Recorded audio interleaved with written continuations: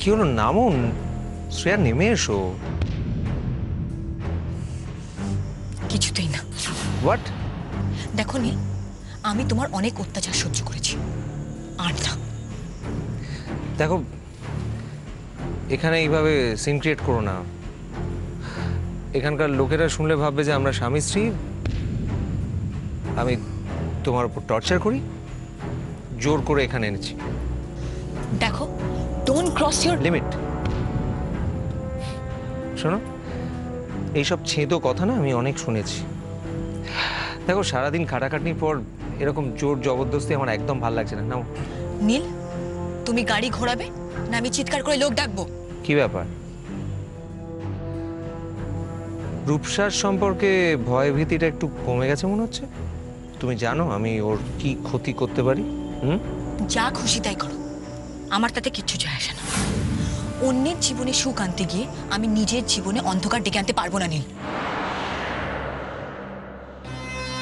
সর্বনাশ করেছে।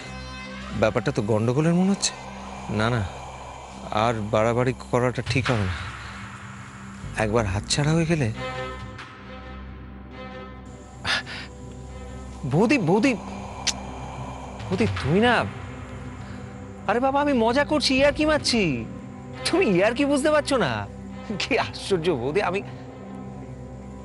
আমার কোনো খারাপ উদ্দেশ্য নেই। আসলে কি বলতো, এই গাড়িটা পেয়েছি তাই লং ড্রাইভের লোভটা সামলাতে পারিনি। বৌদি, এত দূর যখন এসে গেছি তখন আমার একটা রিকোয়েস্ট রাখবে? ডিনারটা করেই না হয় ফিরি। প্লিজ প্লিজ বৌদি, প্লিজ।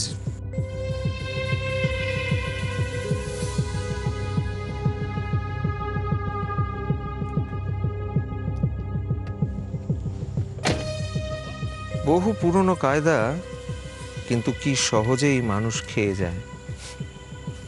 সোজা আঙুলে ঘি না উঠলে আঙুল বাঁকাতেই হয় শ্রেয়া। চলো প্লিজ।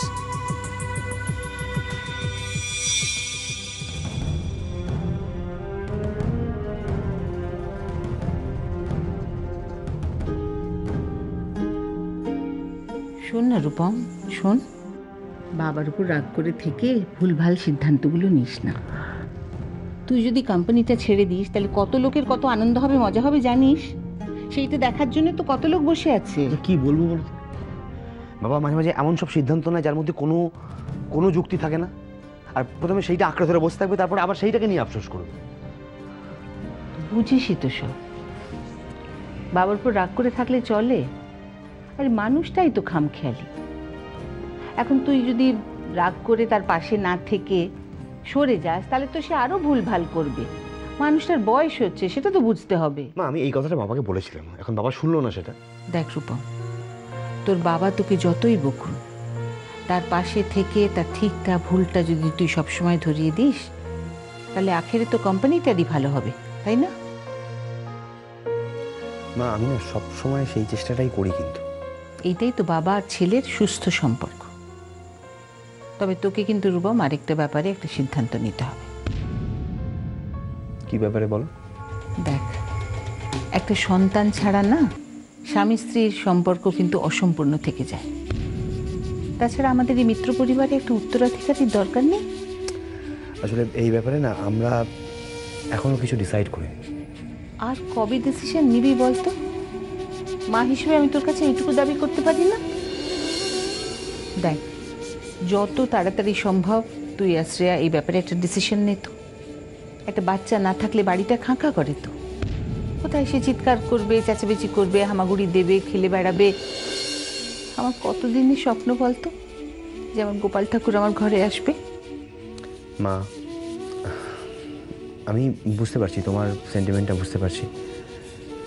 তবে তবে তবে কি রে, কোনো সমস্যা আছে? না না, সমস্যা কিছু নয়। দেখ রূপম, তুই আমার কাছে সবটা খুলে বল তো বাবা। সেরকম হলে কোনো ডাক্তারের কাছে যাওয়া যাবে? মা দেখো, আসলে আমি আর শ্রেয়া এটা নিয়ে কথা বলেছি, আমরা যাব, খুব শীঘ্রই যাবো ডাক্তারের কাছে। আর তুমি যেটা স্বপ্ন দেখছো হয়তো দেখবে খুব তাড়াতাড়ি সেটা সত্যি হয়ে গেল। তাই যেন হয় ঠাকুর, তাই যেন হয়। কি গো বৌদি, কটা বাজে? বাড়ির বউ এত রাত পর্যন্ত বাড়ির বাইরে, আর তোমরা নিশ্চিন্ত মনে হাত গুটিয়ে বসে আছো? হ্যাঁ, বলি হারি যাই তোমাদের। কটা বাড়ির বউ এত রাত পর্যন্ত বাড়ির বাইরে কাটায় বলতে? হ্যাঁ, কি যে হচ্ছে এ বাড়িতে ভগবান জানে।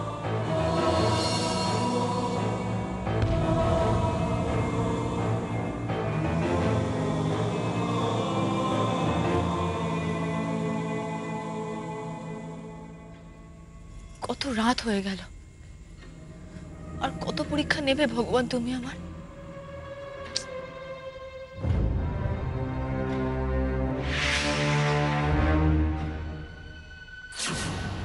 নীল ওই ওয়েটারের সঙ্গে কি কথা বলছে?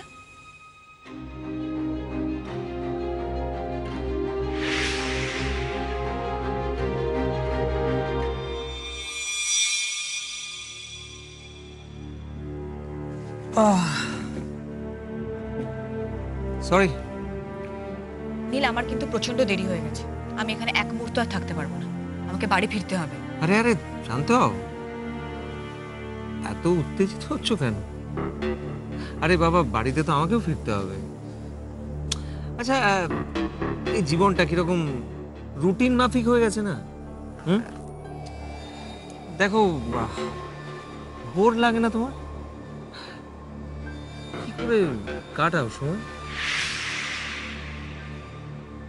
সেই তো বাড়ি গিয়ে একঘেয়ে জীবন, তোমাকেও রূপমদার মুখ দেখতে হবে আর আমাকেও শ্রেয়ার। ভুল হয়ে গেছে, বিরক্তিকর রূপসার মুখ দেখতে হবে। আসলে কি জানো তো, সবসময় না তোমার কথা, তোমার নাম, তোমার মুখ আমার সাবকনসিয়াস মাইন্ডে ঘোরাফেরা করে, সেই জন্য তোমার নামটা বেরিয়ে এসেছে আর কি। যাকে ছাড়ো, তোমার ফিউচার প্ল্যান কি? নীল দেখো, আমি কিন্তু এখানে আর 5 মিনিট অপেক্ষা করব। এর থেকে বেশি কিন্তু আমি এখানে 1 সেকেন্ডও থাকবো না, বুঝলে তুমি? Just a minute. ওয়েটার,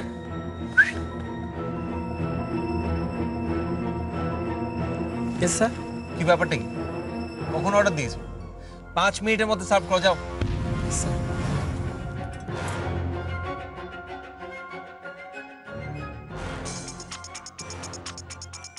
এই সময় আবার কে ফোন করছে? ডিসগাস্টিং। কে, বাড়ি থেকে? না না, ফালতু ফোন পাওনাদারদের। সবসময় ফোন করে খালি টাকা টাকা টাকা। এমন একটা ভাব করছে যেন নিজের বউকে নিয়ে ভেগে গেছে। নির্বোধ, নির্বোধের দল, ইডিয়েট।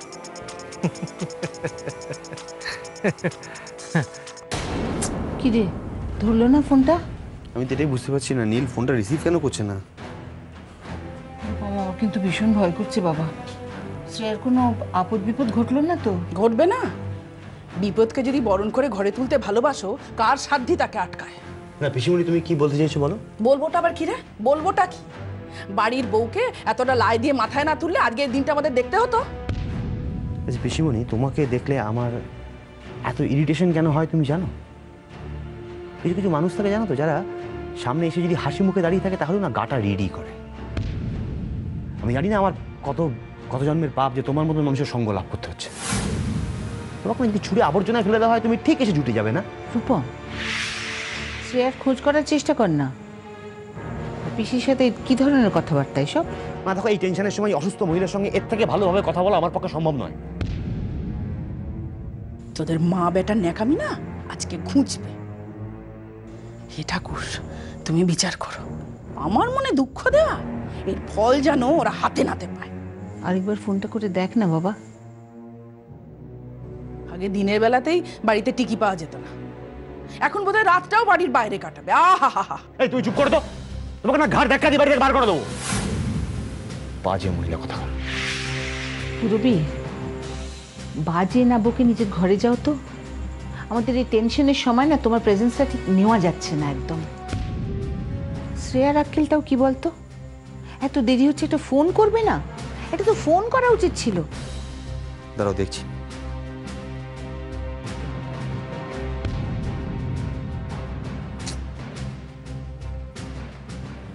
ধরছে না।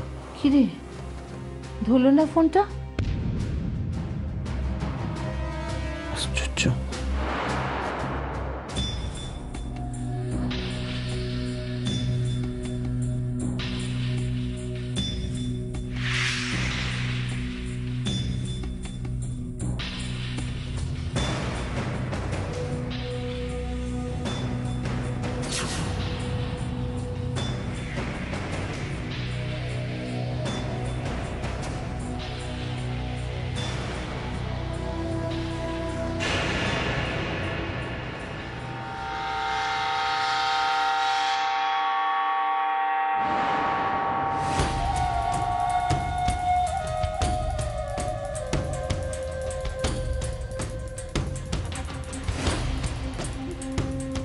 নীল, আমারও তো কষ্ট হচ্ছে কেন? শ্রেয়া,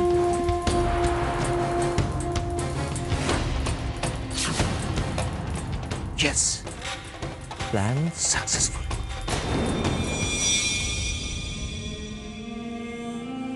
আচ্ছা দাদা, কি ব্যাপার বলতো? নীল তো এই বাড়ির জামাই, সে সম্মানটাও কখনো কেন পায় না? এভাবে অমানুষের মতো কি কেন খাটানো হচ্ছে বলবি আমায়? দেখ, এটা না আমি খুব একটা বুঝতে পারছি না, এতটা কাজের প্রেশার নেই, আমিও বুঝতে পারছি না কেন দেরি না হচ্ছে। আমি বুঝতে পারছি না বৌদি কি চাইছে দাদা। সেই সকালে ছেলেটা বেরিয়েছে, এখন রাত 12:30 বাজে, নীল এখনো ঢোকেনি, কেন ঢোকেনিও? আর আর আমি বুঝতে পারছি না, যদিও ঠিক সময় রেস্ট না করে, ঠিক সময় না খায়ও, কি করে সুস্থ থাকবে বলতো? আর দাদা তুই ভালো মানুষ বলে বৌদি তো সুযোগ নেবে, আর তুই কিচ্ছু বলবি না, সেটাই কি ভেবে রেখেছিস তুই? আমার কিরকম সন্দেহ হচ্ছে জানিস।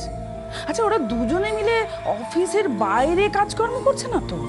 পুরবি, তুমি না কখন কোথায় কি বলা উচিত না উচিত কোনো বিচার বিবেচনা না করে দুম করে কথা বলে দাও না। কিছু দেখবে না, শুনবে না, বুঝবে না, যা তা কিছু বলে দিলেই হলো। আশ্চর্য বাবা। না না, আমি তার সেরকম কিছু ভেবে বলিনি বৌদি।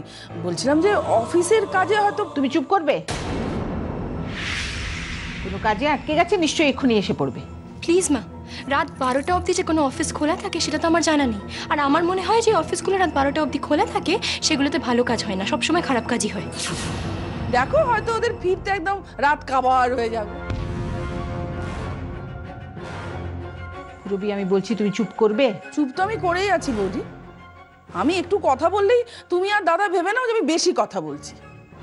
আমি তো ওই ছেলে মেয়ে দুটোর ভালোর কথা ভেবেই বলছি। আরে নীল আর শ্রেয়াটা কোথায় যে ঘুরে বেড়াচ্ছে একমাত্র ভগবানই জানে।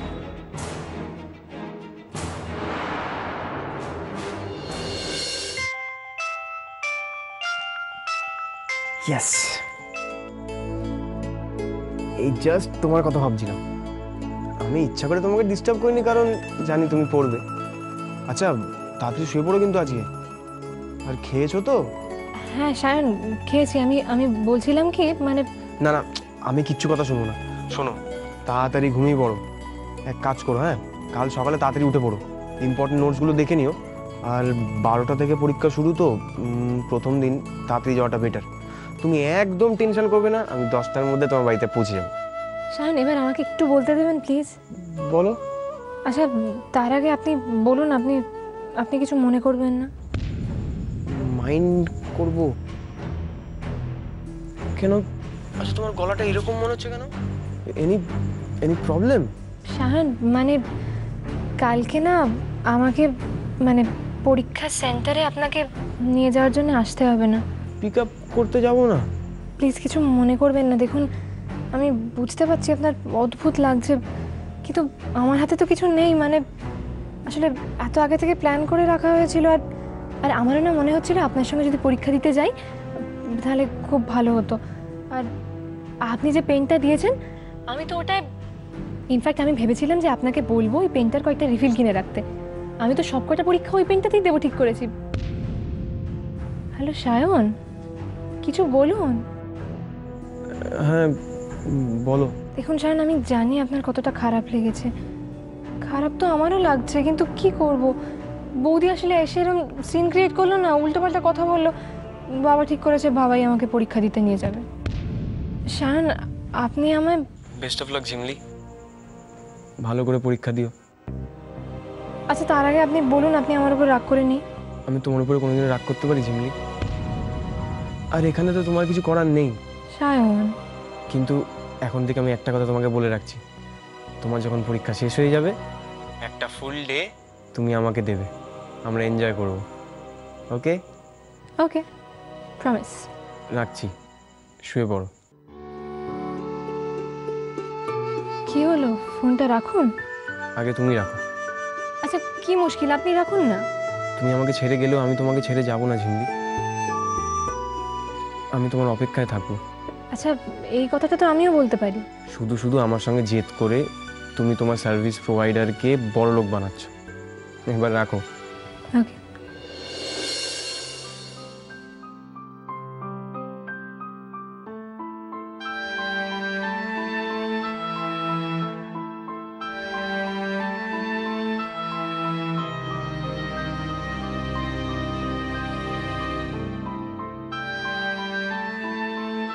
না না, আমি কোনো কথা শুনতে চাই না, শুধু একটা কথা জানতে চাই যে এইসব হচ্ছে কি? আপনাদের ফ্যামিলি বিজনেসেও জয়েন করেছে, তাই বলে ওর কোনো সম্মান থাকবে না? ছেলেটা কখন গেছে এখনো ফিরলো না? না আপনি শুনুন না দিদি, হয়তো কোনো কাজে আটকে গেছে। হয়তো? আপনারা কনফার্ম করবেন না? কিছু জানেনই না, কিছু বলতেই পারছেন না। এ বাড়িতে নীলের কোনো সম্মান নেই, কাজের লোকের মতো ব্যবহার করছেন ওর সঙ্গে। ও ফিরে আসুক, আমি ওকে বলবো এই বিজনেস ছেড়ে দিতে। কারোর দয়ায় আমরা বাঁচতে চাই না। দরকার হলে এ বাড়ি ছেড়ে আমরা চলে যাব। হ্যাঁ চলে যাব। আমি আপনাকে একটা কথা বলি, আপনি প্লিজ একটু শান্ত হয়ে বসুন। দেখুন আমরাও তো আমরা নীলকে ফোন করেছি, ফোন ধরছে না, আমাদের না কিছু মাথায় ঢুকছে না। বৌদি, কি দাদা, বৌদি কোথায়? বাড়ি ফেরেনি এখনো ফেরেনি? 12:40 বাজে ধরে। আমরা ওকে নিয়েই চিন্তা করছি, আমরা কিছু বুঝতে পারছি না, জানি না আমরা কি হয়েছে।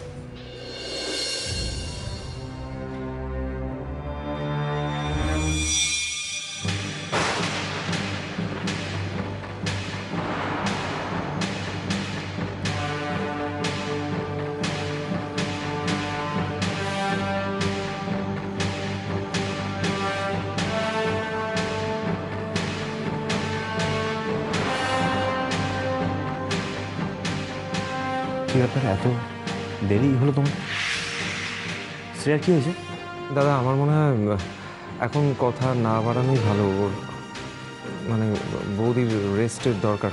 তোমরা আসছো না, এত রাত হয়ে গেল, আমরা সবাই তো চিন্তা করছি। নীল কি হয়েছে শ্রেয়ার, ওর শরীর টরীর আবার খারাপ হলো নাকি? না না আসলে সেরকম কিছু নয়, একটু ড্রিঙ্ক করে।